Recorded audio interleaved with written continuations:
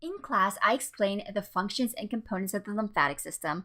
I also describe the role that nonspecific resistance, also known as innate immunity, plays in protecting your body from pathogens. As you should recall, your body has two main mechanisms of fighting pathogens: nonspecific resistance and specific resistance. Nonspecific resistance guards your body against a broad range of pathogens, and its effectiveness does not depend on prior exposure to a specific pathogen. In other words, nonspecific resistance treats all pathogens equally. Your nonspecific resistance includes the first and second lines of defense. The first line of defense are external barriers such as your skin and mucous membranes. These barriers make it difficult for pathogens to enter your body. Your second line of defense includes 5 main mechanisms of defense. These include leukocytes and macrophages, antimicrobial proteins. The two groups of antimicrobial proteins we discussed were interferons and complement proteins, immune surveillance by natural killer cells, fever, and inflammation. You were born with all of these mechanisms of defense in place, which is why they are considered part of your innate immunity. And all of these mechanisms protect your body from a broad range of pathogens, which is why they are also considered part of your nonspecific resistance. In this video, I am going to explain the mechanisms our body uses for specific resistance, which is also called adaptive immunity. This is considered our third line of defense. The adaptive immune system works to protect and heal the body when the innate immune system fails. There are two main types of specific resistance. They are called cellular immunity and humoral immunity, and I'll discuss both of these in detail. Let's review the 3 characteristics of adaptive immunity. First, it usually has a systemic effect on your body. Therefore, the response is not restricted to just one region of the body. Second, it is very specific. This means that future protection is only for the pre-exposed pathogen. This explains why flu vaccines only provide you protection for the strains of the flu virus covered in the vaccination you received, and not all strains of the flu. The third characteristic of adaptive immunity is that it has memory. Your adaptive immune system leaves your body with a memory of a specific pathogen. Therefore, subsequent exposure to that specific pathogen causes no noticeable illness. Our memory of a pathogen allows our body to react so quickly to that pathogen that we can defeat it before it has time to reproduce and harm our body. In order to understand adaptive immunity, it is going to be important for you to be able to differentiate between cellular and humoral immunity, as well as active versus passive immunity and natural versus artificial immunity. Let's summarize these differences now. Cellular immunity can also be called cell-mediated immunity. I like to think of cellular immunity as being cells against cells. Cellular immunity involves T cells, which are also called T lymphocytes. T cells destroy diseased host cells, such as those infected with viruses, bacteria, yeast, and cancer. They will also destroy foreign cells, such as transplanted cells and parasites.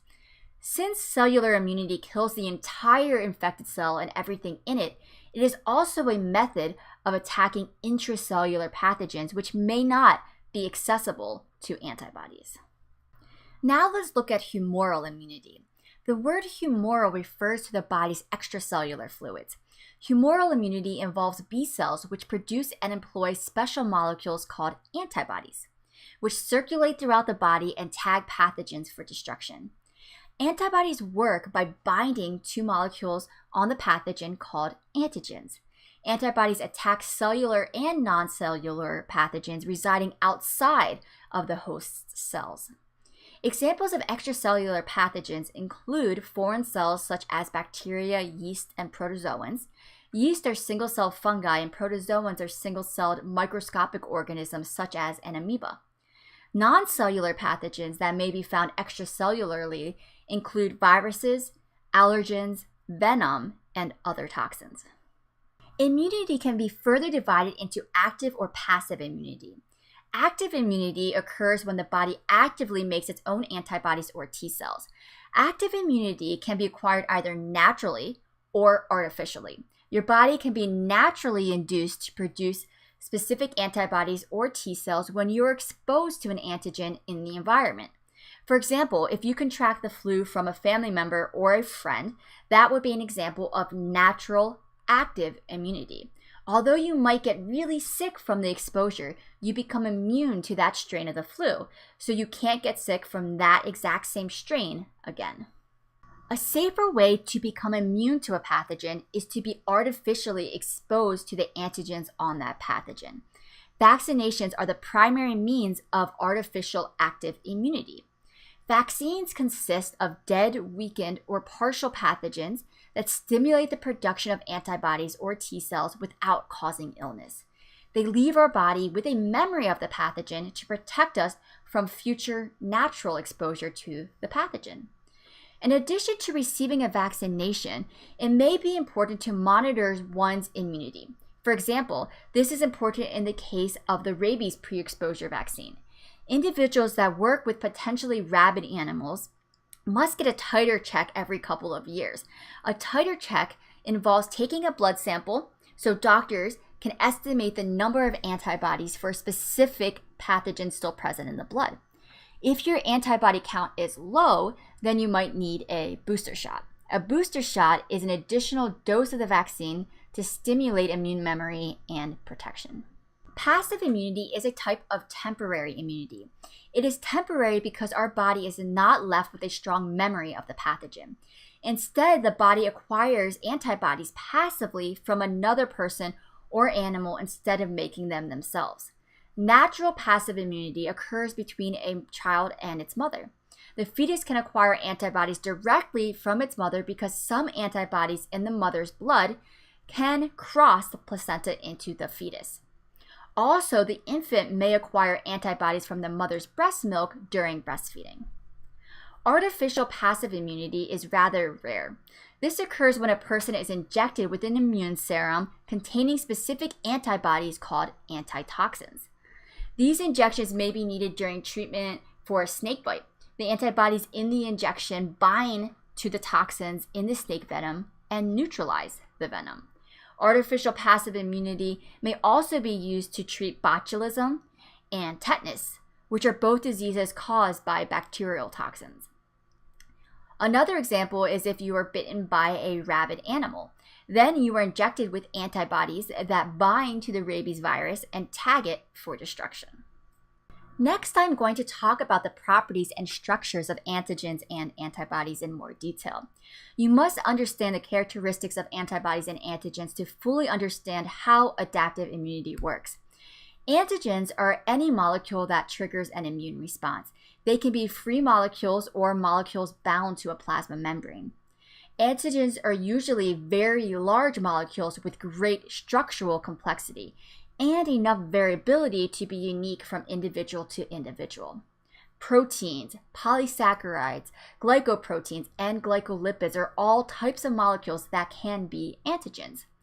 Antigens play a vital role in our immune system because they allow our immune cells to distinguish between our own cells and foreign cells, and between self and non-self antigens. In order for our immune system to work properly, it must learn to ignore self-antigens and learn to recognize and attack foreign antigens. Now let's look at an important structural component of an antigen called an epitope. An epitope is a region of an antigen molecule that stimulates an immune response and therefore binds directly to an antibody. Some antigen molecules actually have multiple epitopes, which means they have several sites where antibodies can attach. Let me show you how this relates to blood type. The O antigen does not have any regions that induce an immune response. Since it lacks an epitope, it is safe to donate type O blood to any person. However, the A antigen and B antigen each have their own region that binds to an antibody and causes an immune response. Now let me show you a video that summarizes the relationship between antigens, epitopes, and antibodies. Antigens are macromolecules, usually of molecular weight greater than 10,000, such as proteins and polysaccharides. They are recognized by the immune system as foreign. Individual antibodies are not made against the entire antigen molecule, but rather to particular chemical groups on the molecules known as antigenic determinants or epitopes. Many different antibodies can be made against a single antigen, each antibody reacting with a different epitope.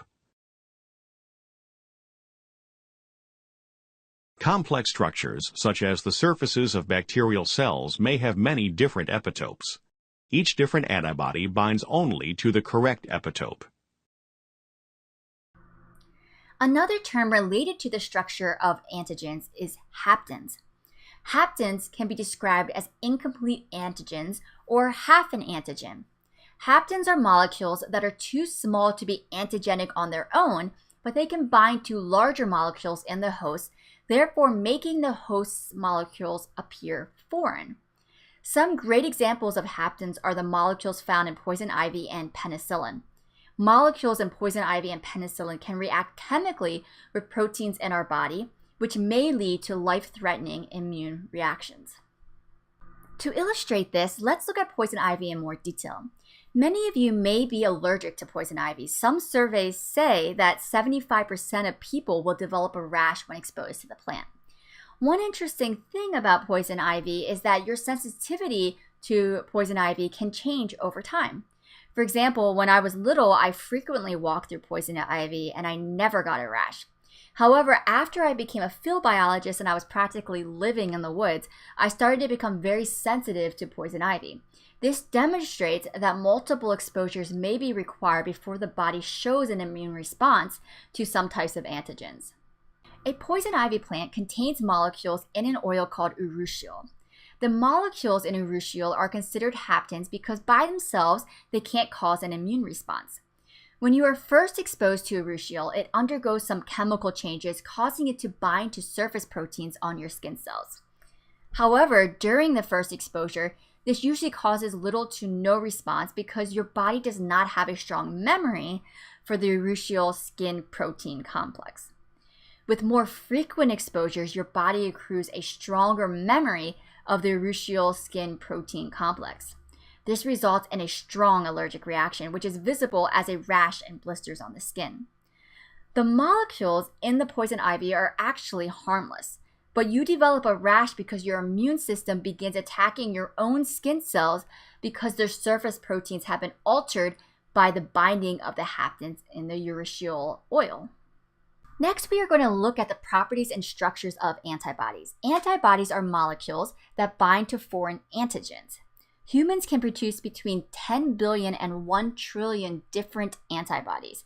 Each antibody can usually only bind to one specific type of antigen. Antibodies can be free molecules in the body's fluids or attached to membrane proteins of the immune cells, such as basophils and B lymphocytes. Antibodies are also called immunoglobulins. There are 5 classes of immunoglobulins which are pictured on the right. Each class has its own chemical properties. There are 2 classes of antibodies that are passed passively between a mother and her child. Immunoglobulin A's are a group of antibodies that are passed to newborns through breast milk.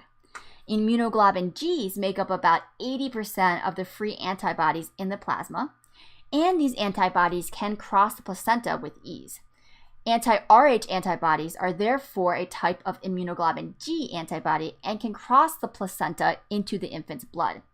If the fetus's red blood cells contain the Rh antigen, then this can result in a condition called hemolytic disease of the newborn. Antibodies are gamma globulin proteins. If you recall, globulin proteins are one of the 3 main types of proteins found in blood plasma. Antibodies are usually shaped like a Y or a T. They contain a variable region, which is a unique region that binds to the epitope of antigen molecules. Therefore, the variable region contains the antigen binding sites. The constant region of an antibody is similar in all antibodies of a given class. Therefore, all antibodies in the immunoglobulin A class have the same constant region, but differ in their variable region. There are 3 cell types involved in adaptive immunity. They are T cells, antigen-presenting cells abbreviated as APCs, and B cells. As I mentioned previously, T cells are sometimes called T lymphocytes. They are mostly important in cellular immunity. T cells are produced in the bone marrow. After they leave the bone marrow, they travel to the thymus to mature. Within the thymus, T cells undergo a series of tests to see if they are immunocompetent. Only 2% of T cells will actually pass the tests for immunocompetence. This demonstrates just how difficult these tests are. In order to pass a test, a T cell must demonstrate that it is variable enough to recognize foreign antigens, but it does not attack self-antigens. If self-antigen attacking T cells escape the thymus and enter our blood or lymphatic circulation, this may lead to autoimmune diseases.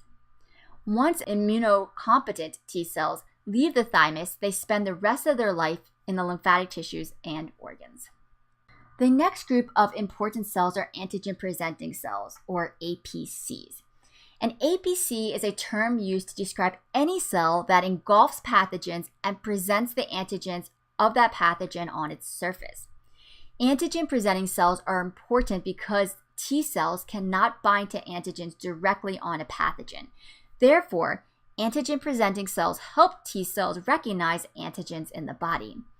Antigen-presenting cells include B cells and non-lymphocytes such as macrophages.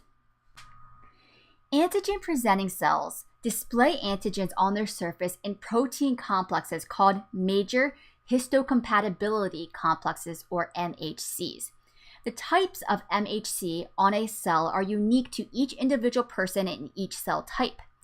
MHC proteins contain a groove to display an epitope of an antigen. The figure on the right shows how antigen-presenting cells help expose T cells to the antigens present in the body. First, antigen-presenting cells encounter a pathogen, internalize it, and destroy it. Next, the antigen-presenting cell presents the antigens from the pathogen in grooves on the MHCs on its surface. Circulating T cells inspect the displayed antigens. If the antigen being displayed is foreign, the T cell alerts the immune system. If the antigen being displayed is a self-antigen, the T cell ignores it. The final group of cells important in adaptive immunity are B cells. B cells are also sometimes called B lymphocytes. B cells are important in humoral immunity. Similar to T cells, B cells are produced in the bone marrow. You produce about 50 million B cells per day. B cells mature within the bone marrow where about 10% of them pass the tests for immunocompetence. Those that pass the test enter the body circulation where they are deployed in the lymphatic tissues and organs. Now that you have a general understanding of the types of cells involved in adaptive immunity, let's focus on the specific types of lymphocytes involved in cellular immunity.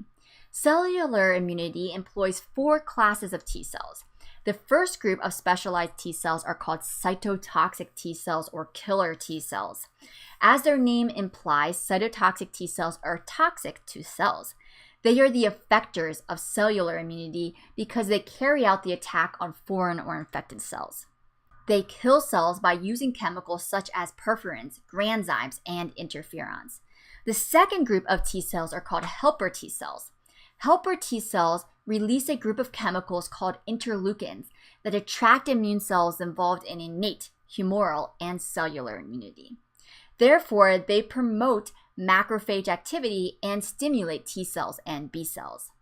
The third group of T cells are called regulatory or suppressor T cells. These cells downregulate the immune response once the pathogen has been defeated. Therefore, they inhibit B cell and T cell activity. The final group of cells involved in cellular immunity are memory T cells.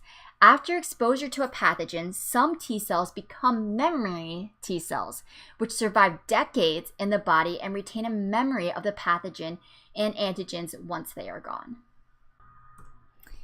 So how exactly do T cells work together to activate an immune response?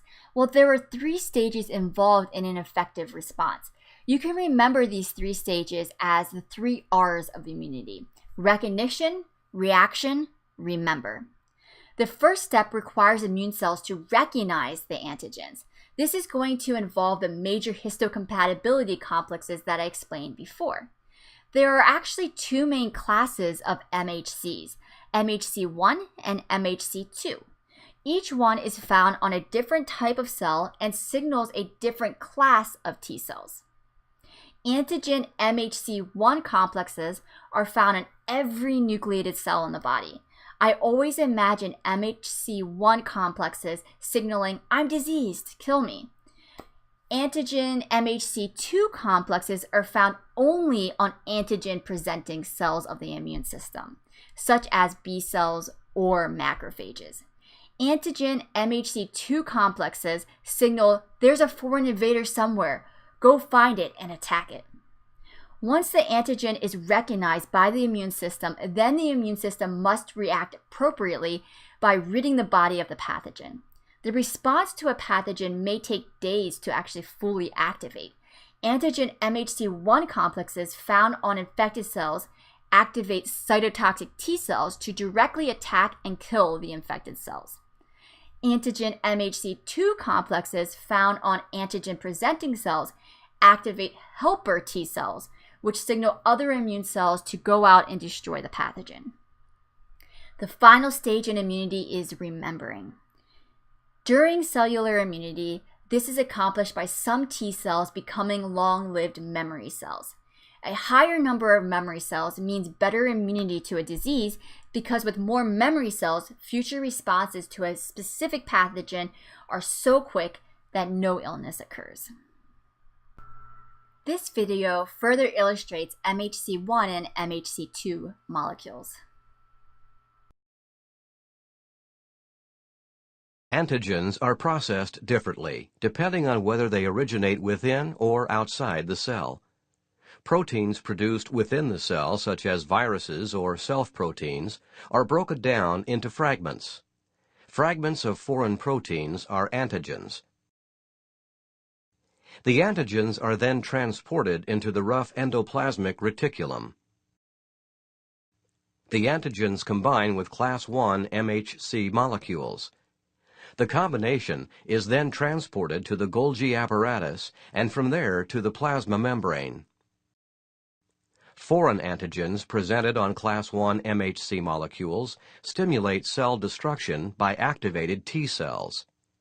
Self-antigens are not recognized by the T cells and do not stimulate cell destruction. A different process occurs if the antigen originates outside the cell. Phagocytes, such as macrophages, ingest foreign particles, such as viruses and bacteria, by endocytosis. The foreign particles are broken down into fragments within a vesicle. The vesicle containing the foreign fragments fuses with vesicles from the Golgi apparatus containing the class II MHCs, and the two structures combine. The MHC class II antigen complex is transported to the plasma membrane. The displayed MHC class II antigen complex can stimulate other immune system cells to respond to the antigen. This table summarizes some important differences between cytotoxic T cells and helper T cells. Cytotoxic T cells can be stimulated by any nucleated cell and by antigens presented only on MHC1 complexes. Helper T cells are stimulated only by antigen-presenting cells and by antigens presented on MHC2 complexes. Remember, cytotoxic T cells attach directly to infected cells. These microscope images are showing cytotoxic T cells binding to MHC1 complexes on cancer cells. The cytotoxic T cells then directly kill the cancer cells. As we know, helper T cells do not attach to infected cells directly, but instead bind to antigen-presenting cells. This image shows a helper T cell binding to an MHC2 complex on a macrophage. This helper T cell will then release chemicals to stimulate other immune cells to find the source of the pathogen so it can be destroyed. Notice that in this scenario, the macrophage is acting as an antigen-presenting cell and is only passing information over to the helper T cell. The figure on the left illustrates some of the steps involved in cellular immunity. First, a macrophage or other antigen-presenting cell engulfs a pathogen or infected cell and displays the antigens on MHC2 complexes. Helper T cells then bind to the MHC complexes. This causes helper T cells to release chemicals that communicate with other immune cells. Any chemicals released by an immune cell to communicate with other cells are called cytokines. Examples of cytokines include interleukins and interferons. The cytokines stimulate T cells to become memory T cells. These chemicals also stimulate cytotoxic T cells to multiply and search for other infected cells. Once cytotoxic T cells come across an infected cell with the matching antigen MHC complex, then it will destroy it. This video does a great job illustrating the reaction stage of cellular immunity. Cell-mediated immunity is one way the body fights an infection or cancer. Two types of cells are involved in cell-mediated immunity. Macrophages, which engulf and destroy pathogens, and T cells. There are three types of T cells: helper T cells, killer T cells, and suppressor T cells. Pathogens are disease-causing organisms. Pathogens have unique molecules on their cell surfaces called antigens. These body cells are about to be infected by a pathogen. The pathogen enters the cell where it disassembles. Antigens appear on the surface of the infected cell. Some of the pathogens are attacked by the body's macrophages before they can invade a cell. Once a pathogen is destroyed, pieces of the antigens are displayed on the surface of the macrophage. The rest of the pathogen is destroyed. A site on the surface of a helper T cell recognizes the antigen on the macrophage. Once the helper T cell binds to the macrophage at its recognition site, the macrophage sends a chemical signal to the helper T cell. The helper T cell is stimulated to divide many times, producing clones of identical helper T cells. Each helper T cell has the antigen recognition site of its parent. The helper T cells secrete a chemical substance that activates killer T cells. The activated killer T cells recognize the antigen on the surface of the infected cell and bind to it. The killer T cell releases a substance called perforin, which makes holes in the membrane of the infected cell. The cytoplasm of the cell erupts through these openings and the cell is destroyed. The killer T cell moves on to another cell, and the process of recognizing the antigen, binding, and destroying the cell is repeated.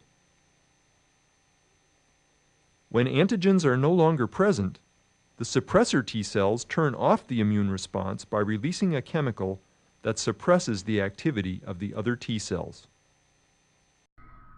The second type of adaptive immunity is humoral immunity. Humoral immunity employs four classes of immune cells. The first class of cells are the B cells. Each B cell is covered with antibodies that bind to a specific antigen.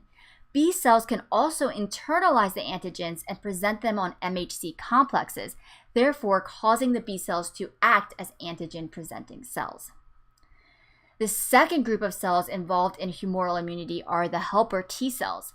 Helper T cells stimulate both cytotoxic T cells and B cells and are therefore involved in both cellular and humoral immunity. Helper T cells release chemicals that stimulate B cells to multiply and stimulate some of the B cells to become specialized plasma cells. Plasma cells are the third important group of cells involved in humoral immunity. They are considered the primary effectors of humoral immunity. The primary role of plasma cells is to churn out antibodies into the body's fluids. One large plasma cell can produce up to 2,000 antibodies per second. The final group of cells involved in humoral immunity are the memory B cells. These cells remain in the body after an antigen has been defeated, and they retain a memory of the pathogen once it is gone. The microscope image on the left is a normal B cell. After a B cell becomes stimulated, it will grow into a plasma cell. The major difference between the two cells is the amount of rough endoplasmic reticulum in the cells. If you recall, the rough endoplasmic reticulum is a structure in cells that is important in the production of proteins. Therefore, it makes sense that since antibodies are proteins, plasma cells devote almost all of their energy and resources to producing antibodies. Similar to cellular immunity, the humoral immune system has 3 stages to activation. During the recognition stage, B cells or macrophages bind to, engulf, and present antigens on their surface. Helper T cells then bind to the antigen MHC2 complex on the antigen-presenting cells and stimulate B cells to multiply and grow into plasma cells. The plasma cells then produce many antibodies which bind to antigens in the humoral fluid. The next stage is the reaction stage. One important point I want to make is that although antibodies bind to antigens, the antibodies are not capable of destroying antigens on their own. Therefore, antibodies make antigens harmless by using 4 different mechanisms. The first is neutralization. During neutralization, the antibodies bind to and block active regions of the antigen. Therefore, they neutralize the antigen so it cannot harm the body. The second mechanism causes activation of complement proteins. Once an antigen-antibody complex is formed, it may activate complement proteins. As you may recall, activated complement proteins promote destruction of pathogens by either enhancing phagocytosis, inflammation, or immune clearance. Complement proteins may also cause pathogenic cells to burst in a process called cytolysis. The third mechanism of defense used by antibodies is agglutination. This occurs when binding of the antibodies to the cells causes clumping of the cells. The fourth mechanism is precipitation, which is when binding of the antibodies causes the clumping of free molecules, or in other words, the antigens themselves.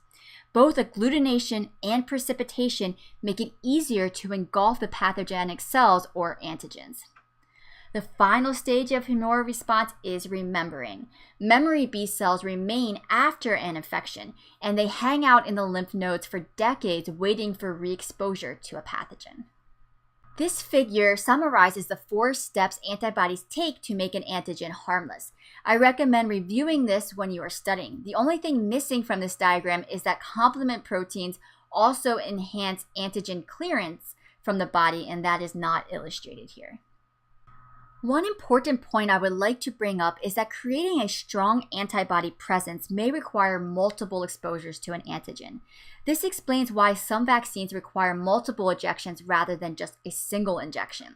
When the body is first exposed to an antigen, the responding B cells are naive, and it therefore takes several days for the levels of antibodies to rise. As you can see, the antibodies produced are of 2 classes, immunoglobulin M and immunoglobulin G. However, you can see that the level of both types of antibodies eventually declines shortly after the first exposure. During the second and subsequent exposures, a true memory of the antigen is formed. During the second exposure, the antigen encounters memory B cells. These cells cause a quicker and stronger immune response. You can see that immunoglobulin G levels are extremely high and stay high for a longer period of time during the second exposure. Secondary exposure can produce 100 to 1,000 times more antibodies than the first exposure. Furthermore, those antibodies may remain in the body for weeks or years. A great example of this is the rabies pre-exposure vaccine. Because I spent many years working with bats, I had to get the rabies pre-exposure vaccination. This consisted of 3 shots, one given on day 0, the next given on day 7, and the last given on day 21.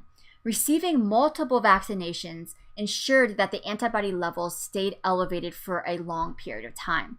I received my rabies pre-exposure vaccines in 2008 and have never needed a booster shot because my body has sustained high antibody levels against the rabies virus.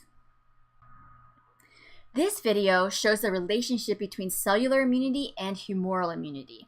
One vital thing that I want you to notice while watching this video is that helper T cells activate both cellular and humoral immunity simultaneously. Activation of the immune response typically begins when a pathogen enters the body. Macrophages that encounter the pathogen ingest, process, and display the antigen fragments on their cell surfaces. Macrophages with antigen fragments displayed on their surfaces are called antigen-presenting cells. An antigen-presenting macrophage interacts with a T helper cell that can recognize the same antigen. During the interaction, the macrophage releases a chemical alarm signal called interleukin-1, which stimulates the T helper cell to secrete interleukin-2. Interleukin-2 causes the proliferation of certain cytotoxic T cells and B cells. The immune response from this point follows two paths, one using cytotoxic T cells and one using B cells. Normal cells of the body that become infected can also digest some of the pathogens and display antigen fragments on their cell surfaces. The body makes millions of different types of cytotoxic T cells. Each type is able to recognize a particular antigen. The cytotoxic T cells that are capable of recognizing the antigen displayed on the surfaces of infected cells bind to the infected cells and produce chemicals that kill the infected cell. Death of the infected cells results in destruction of the pathogen. B cells also come in millions of different types, each able to recognize a particular antigen. When B cells become activated by T helper cells, they differentiate into plasma cells. These plasma cells become antibody-producing factories, flooding the bloodstream with antibodies that can bind to the antigen involved in this infection. Antibodies bind to the antigens on the surfaces of the pathogens, marking them for destruction by macrophages. Some of the B cells do not turn into antibody factories, but instead become memory B cells that may survive for several decades. Because of these memory B cells, the secondary immune response to a future infection by the same pathogen is swifter and stronger. This powerful secondary immune response is what gives immunity to some diseases after you have had them once or after you have been vaccinated. This table displays and summarizes important comparisons between cellular and humoral immunity. I highly recommend studying it. The final thing I would like to briefly mention are common immune system disorders. When someone has an immune system disorder, the immune responses may be too vigorous. This is called hypersensitivity. Hypersensitivity causes an excessively harmful immune response to a usually harmless antigen. Allergies can be classified as a type of hypersensitivity. Other immune disorders may arise if the immune response is misdirected against wrong targets. This leads to autoimmune diseases. Autoimmune diseases occur because immune cells mistake self-antigens as being foreign. Therefore, the immune system attacks the body's own tissues and cells. The last type of immune disorder occurs because the immune response is too weak. This leads to immunodeficiency diseases. People with an immunodeficiency disease have an immune system that fails to respond vigorously enough to protect them from a harmful pathogen. Examples of hypersensitivity to harmless antigens include blood transfusion reactions and allergies. Allergies are inflammatory responses to environmental allergens such as chemicals in foods, pollen, poison ivy, etc. An immediate hypersensitivity to an allergen is called anaphylaxis. Localized anaphylaxis, such as a rash from poison ivy, can often be treated with antihistamines. However, severe anaphylaxis can cause anaphylactic shock. Anaphylactic shock is caused by allergens rapidly entering the body and bloodstream. The symptoms of anaphylactic shock include difficulty breathing, widespread vasodilation, increased heart rate, and circulatory shock. Circulatory shock is when the body is unable to supply the tissues with enough oxygenated blood. Anaphylactic shock can be treated with epinephrine, more commonly called an EpiPen. When epinephrine is injected into the person, it stimulates the sympathetic nervous system, therefore causing dilation of the bronchioles, increased cardiac output, and restored blood pressure. As mentioned earlier, the autoimmune diseases occur because the immune system attacks the body's own tissues and cells. There are three main causes of autoimmunity. The first is called cross-reactivity. This occurs when foreign antigens are similar enough in structure to self-antigens that the body produces antibodies that attack both. This explains why exposure to certain bacterial or viral antigens can cause certain diseases. A potential example of this is rheumatoid arthritis, which is the most common type of autoimmune arthritis. Rheumatoid arthritis occurs when the immune system attacks cells within the joints, causing swelling and pain. Studies have found that there is a link between exposure to a strain of bacteria commonly found in milk and beef and the development of rheumatoid arthritis in people who are genetically at risk. Another potential cause of autoimmunity is abnormal exposure of self-antigens to the blood. There are some antigens in your body that are not normally exposed to your blood. Therefore, if they become exposed to the blood, then the body may treat them as foreign. A great example of this is sperm cells. Sperm cells are never exposed directly to the blood unless trauma occurs in the testicles. If sperm comes in contact with the blood, the body may produce antibodies to attach to the antigens on the sperm cells. Sterility in some males may be caused by autoimmunity against sperm cells. The final major cause of autoimmunity is a change in the structure of self-antigens. Infection by viruses or bacteria may alter a person's genes and therefore change the structure of their self-antigens. It has been suggested that some cases of type 1 diabetes may be caused by a virus that alters self-antigens presented by beta cells in the pancreas. This causes the immune system to attack the beta cells, resulting in the person no longer being able to produce insulin. The final group of immune diseases are immunodeficiencies. There are two really important examples of immunodeficiencies. The first is called SCID, Severe Combined Immunodeficiency Disorder. It is also known as the bubble boy disease because children with SCID must live within protective barriers that prevent them from being exposed to any pathogens. Children born with SCID have a genetic defect that causes the absence of T cells and/or B cells in their body. Children with this condition often die young because they virtually have no immune system. However, gene therapy has successfully treated some patients with SCID. Click on the link in the information section of this video to watch a short video about SCID that I would have shown you in class. The second well-known example of an immunodeficiency disorder is AIDS.